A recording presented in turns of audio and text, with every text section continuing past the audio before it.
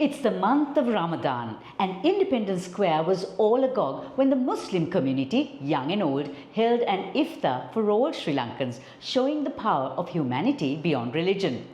The Sri Lanka Muslim Civil Society organised Break Fast at Sunset, a true celebration of diversity. With lots to discover, including Mehndi and calligraphy artists, this evening was more than just iftar. It was a moment, it was a movement, an immersion into culture and an appreciation of differences. Now, isn't that what we all want for Sri Lanka? Welcome to Kaleidoscope, where we are positive, daring, different. On today's show, International Women's Month continues as we celebrate women in Vietnam, women in shipping and logistics, and women of the world. Don't forget, Kaleidoscope is on YouTube, Facebook, Instagram, and LinkedIn. Subscribe, follow, and like us for more. We are so grateful to our lovely partners on the show, Srilanka Life, CDB, The Daily Morning, Amari Colombo, for simply being the best. She wins with CDB Wings, exclusive financial solutions for women.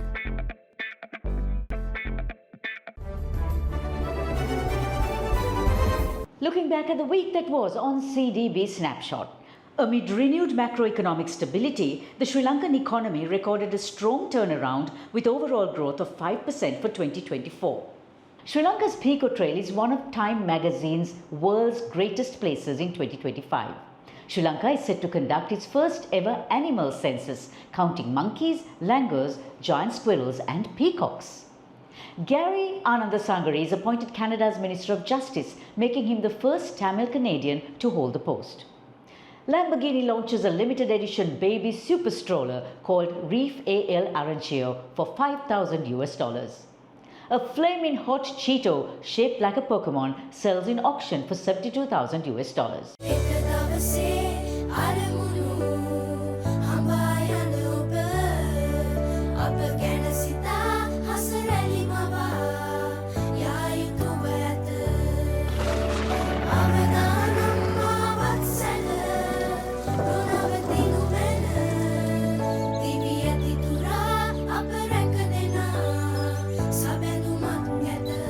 You focus on your goals. We will take care of the risks. Srilanka Life.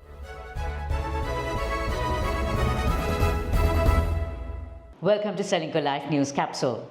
Women remain significantly underrepresented in the global shipping and logistics industry, comprising approximately 24% of the workforce. In Sri Lanka, this disparity is even more pronounced, with women constituting just 3.4% of the transport and logistics sector's workforce. As part of Kaleidoscope and Amari Colombo's Women's Month Initiative Catalyst of Change collaboration, one of the industry's focuses is the Accelerator Summit on the 24th. And this is about women in shipping and logistics, one of the sectors we'll be discussing. Sri Lanka's very first woman chairperson of the Sri Lanka Association for NVOCC Agents, Savithri, is a panelist for the 24th, and she's in the studio today to discuss whether it's stormy waters or not for women. Now, shipping and logistics is a very male-dominated industry. What actually keeps women from not entering it and also getting there and then thriving in that industry? Logistics is a man's world, still persists. This is one of the main reasons that women are reluctant to choose this as their career path. Secondly, it requires very long working hours and also traveling. So women with a lot of family responsibilities and commitments are a bit concerned to choose this as their career path.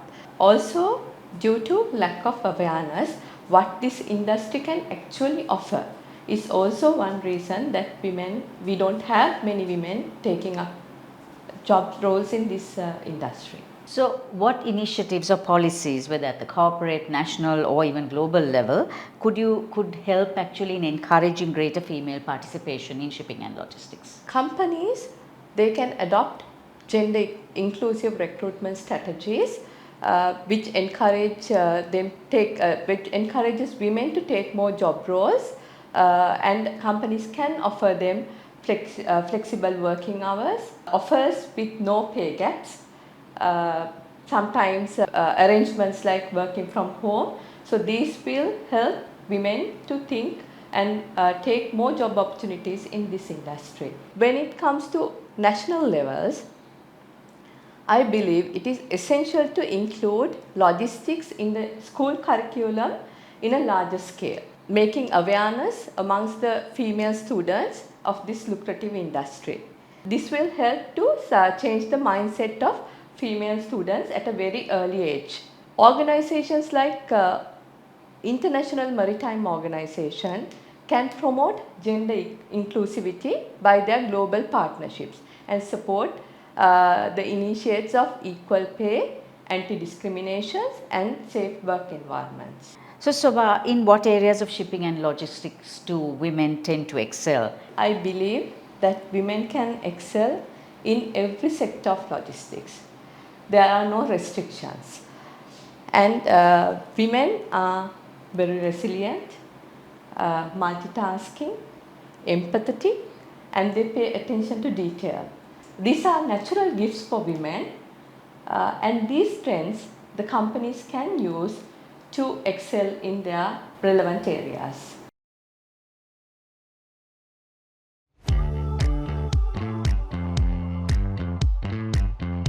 Catalysts of Change, a Women's Week initiative by Amari Colombo and Kaleidoscope with Savithri Rodrigo. Join thought leaders, trailblazers, and pioneers as we celebrate catalysts of change and accelerate action. And so, let's take a peek at the markets this week. At the Colombo Stock Exchange, the all-share price index erased all its recent record-making gains by slipping back to levels seen in early December last year.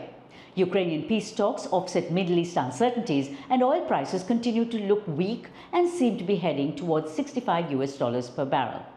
It was a history-making week, with gold hitting an all-time high and breaching the $3,000 per ounce level. For the first time in a long time, cameras captured not one but four of the famously elusive snow leopards together in northern Pakistan.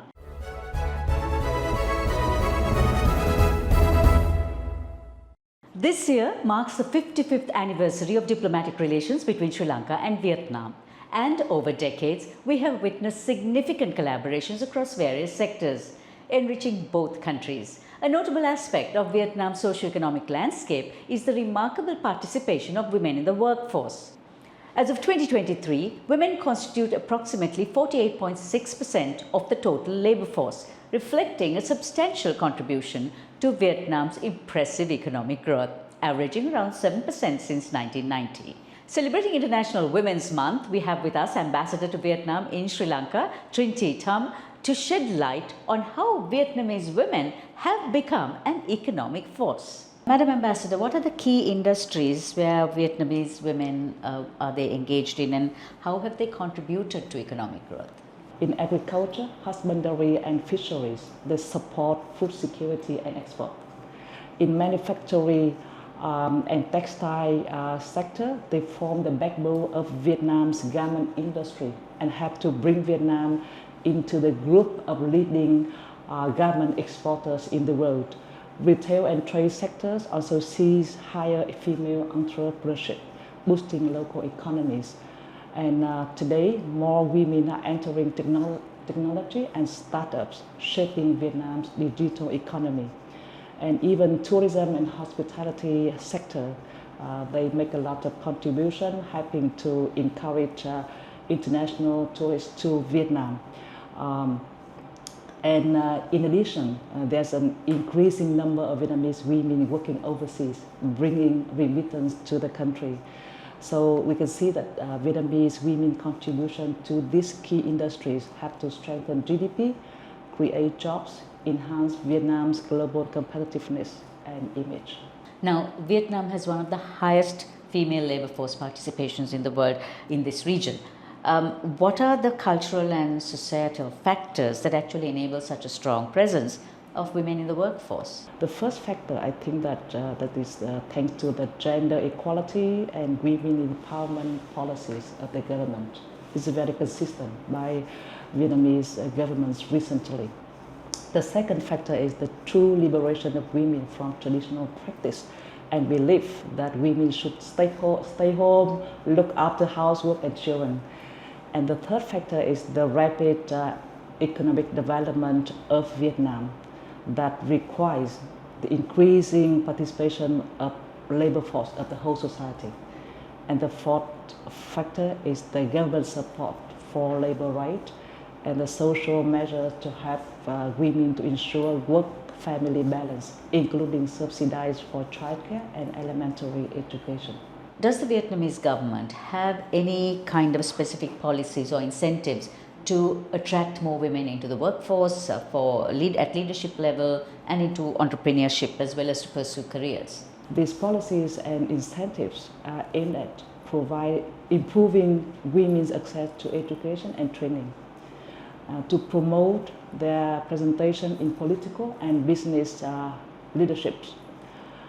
The law on gender equality ensures equal rights for women and men.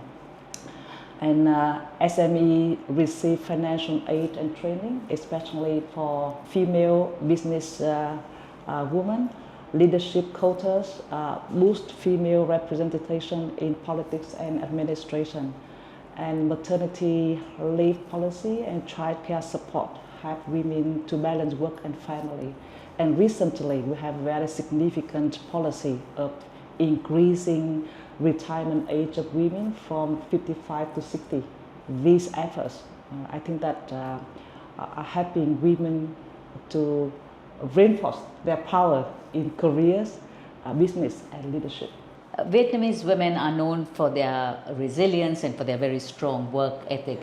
Have there been any cultural influences that have actually made this mindset? Yeah, I agree with you that Vietnamese women are very resilient, not only at work but also in family and society. We suffer a long history of wars and even economic struggles. We even suffer from embargo from Western countries. So all of these conditions have to reinforce Vietnamese women, asking them to take more responsibilities both in family and society.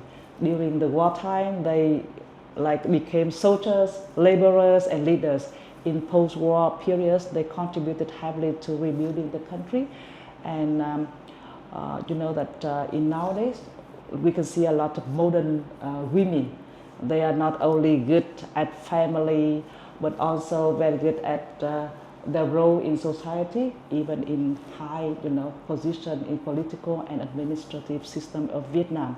As an ambassador, what would be your key message about Vietnamese women's contribution to society? Women are the pillars of families, of the society.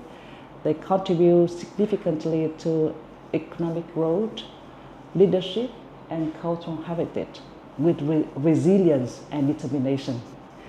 And importantly, their contribution has been widely recognized by families and society.